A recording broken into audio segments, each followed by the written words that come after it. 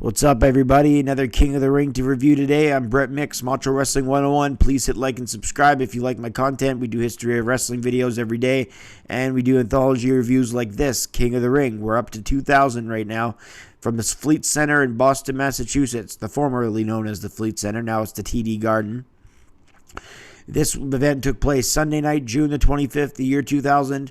It had 475,000 buys. It was the most bought King of the Ring pay-per-view of all time. And you can't blame the fans either, because Backlash and Judgment Day 2000 were amazing pay-per-views. One hand, Backlash 2000, you saw the return of Stone Cold Steve Austin. And then at Judgment Day 2000, you saw the return of The Undertaker, the debut of the American Badass. So pay-per-views at the time were can't miss. Would this be can't miss? Well, let's find out right now. Let's get to it. JR and the King are in their prime, and they're on commentary for the night. It's hard to build prestige to the crown when 3 of the last 5 winners were Mabel, Ken Shamrock, and Mr. Ass. But they did a decent job with the tournament here, and they held its own, and it built prestige at this year's event. They actually pushed the winner this year, and they actually deserved it, and it was a good choice. Imagine how that happens when there's good booking and it's thought out well. All right, the first match of the night was the King of the Ring quarterfinal. It was Benoit and Rikishi. Rikishi had a bruised arm, big swollen bruise on his right arm, and his shoulder section was damaged by Val Venis a few weeks before this. So he's got a big bruise, and Benoit targets that early. Rikishi was the current Intercontinental Champion at the time. Benoit defeated X-Pac to get to this match. Rikishi started the match with some nice slams as Benoit charged towards him, and he hit a nice fall-away slam and a suplex. Rikishi then hit a German suplex. I'm calling Rikishi Quiche. He got hit with a German suplex by Benoit with great technique and leverage on that German suplex. To suplex a guy that big, it looked good too. An impressive one after some savage chops by Benoit. Chris with hard rights in the corner and then an armbar choke. Benoit with a modified standing crossface, weakening the big man. It was a smart strategy at these quarters. Only have 15 minutes to work, so he was hitting his finishing move quick because he only had 15 minutes to work. So Benoit was going nuts on Rikishi. Benoit going nuts, imagine that. Rikishi then backed down as Benoit went for the crippler crossface already. Rikishi was able to grab the ropes and break the crossface. This is all Benoit, but he grabs a steel chair for whatever reason and keeps slamming Rikishi with it over and over as the bell rings. He goes into the crossface, does the diving headbutt, the whole works. Benoit loses his mind and gets disqualified at 3:25. Therefore, Rikishi advances to the semifinals. For a 3-minute match that ended by DQ, it was pretty good. It was a pretty good match with a big man versus little man. So I'll give it 2 stars because it was pretty good, at least for a 3-minute match that ended by DQ. So Rikishi's more injured now going on into the night. That's the story. That and Benoit when he cuts a backstage promo saying that he can attack at any time. That's what is ill-fated as ominous as that sounds now. That's what he said in storyline back then. King of the Ring quarterfinal.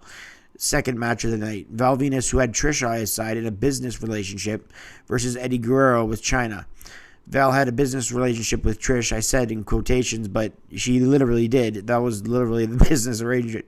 And King asked, how is that possible when somebody looks like Trish? Eddie chopped Val on the outside after reversals in the ring. Good counter wrestling in this one to begin. Eddie hit a top rope superplex when someone yells out, I want to see some TNA. Eddie with a modified reverse chinlock while his legs were separated Val's. It was like a surfboard, but like Eddie got both of his feet in between Val's and bent him backwards. It was an incredible submission hold. I wish I knew the name of it.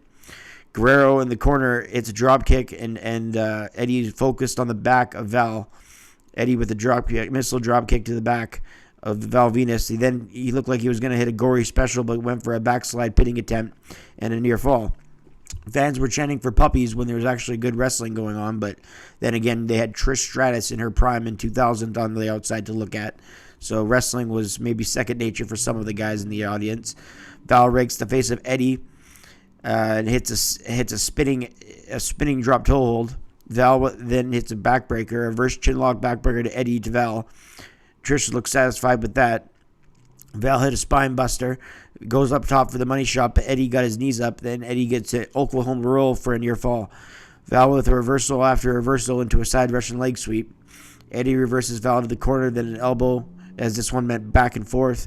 Val was with his feet on the ropes and got a 2 count. Eddie then with a hurricane run off the top rope.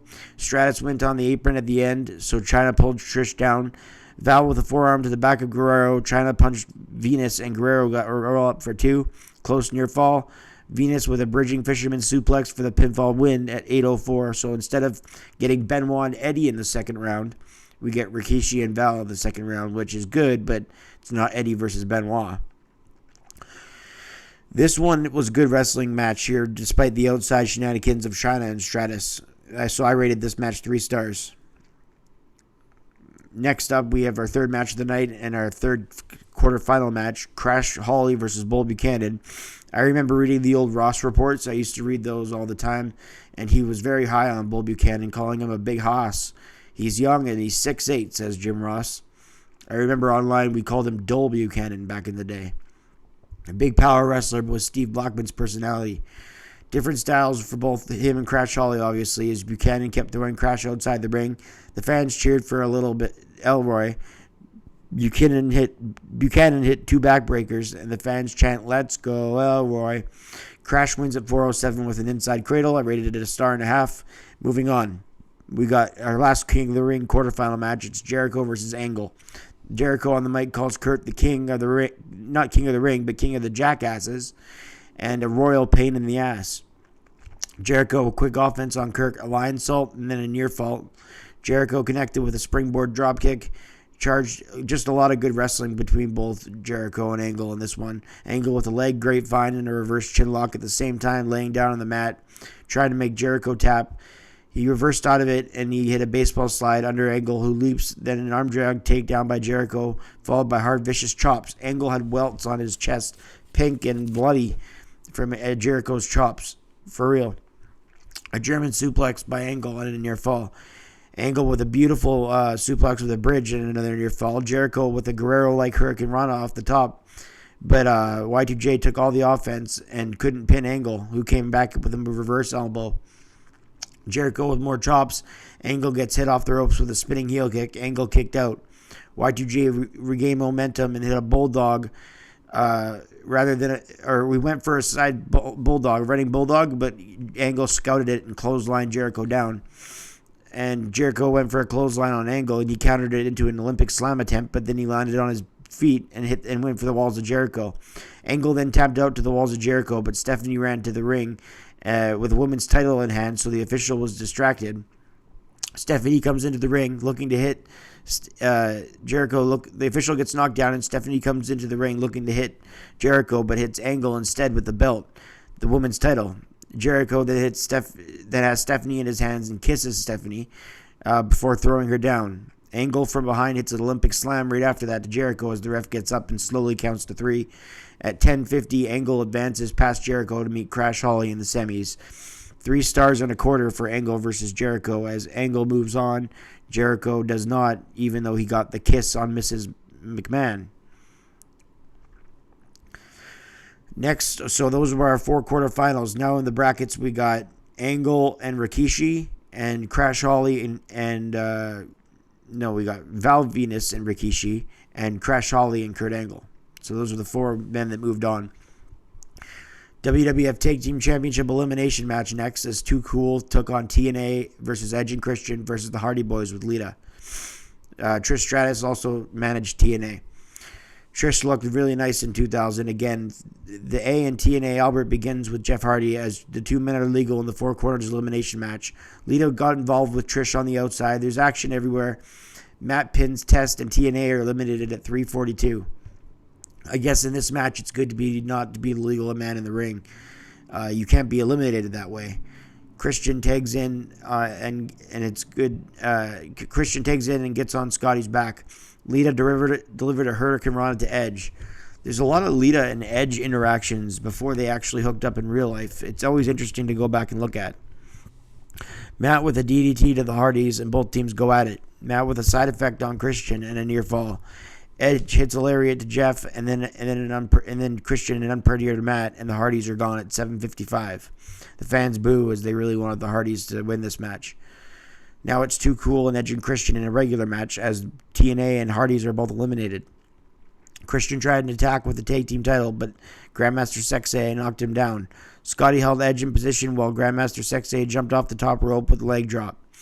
Sexay covered, but the referee made Scotty leave the ring. I know, I can't believe I'm calling him Sexay either.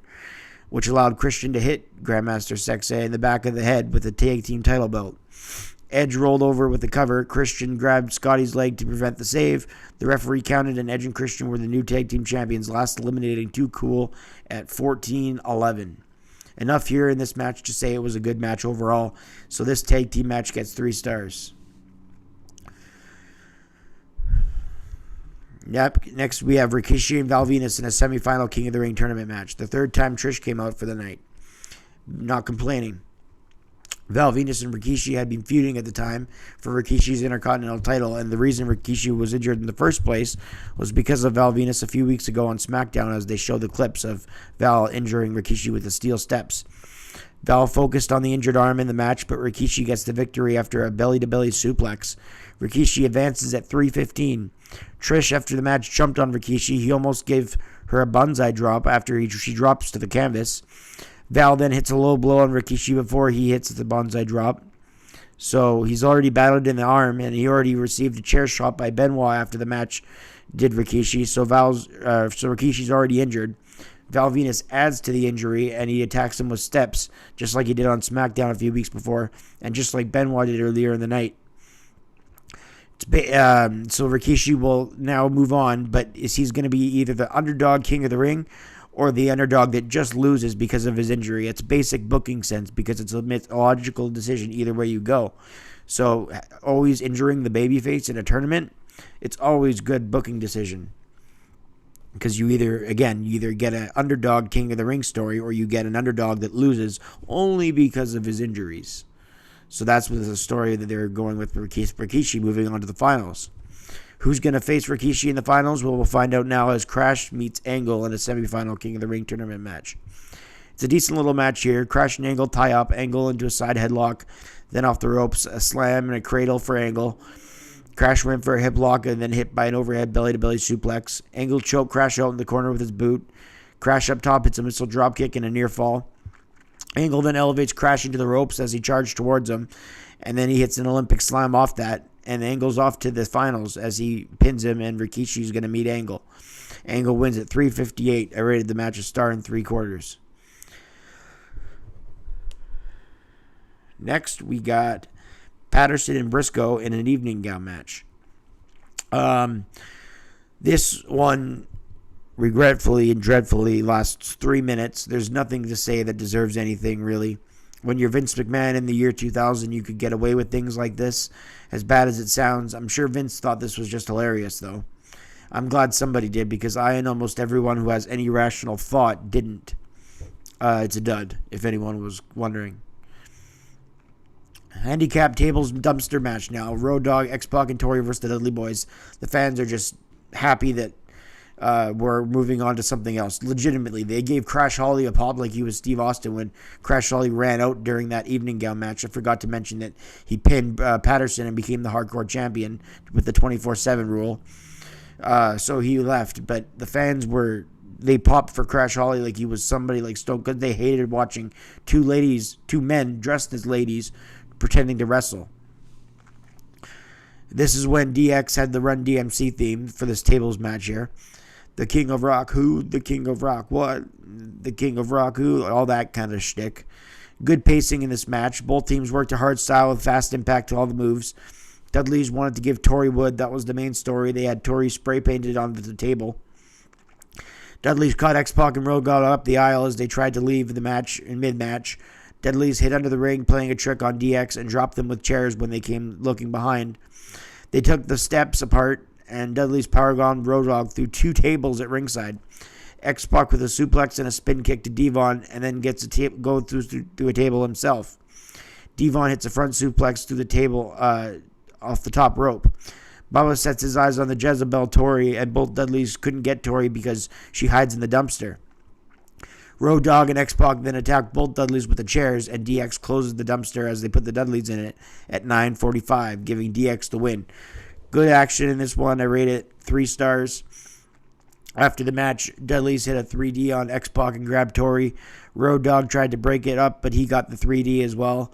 Bubba grabbed Tori and set her up and gave her wood. Bubba licks Tori's face. Could you imagine any of this shit happening today? And then Tori spray painted it, and then Tori's name is spray painted on the table, and she goes through that same table.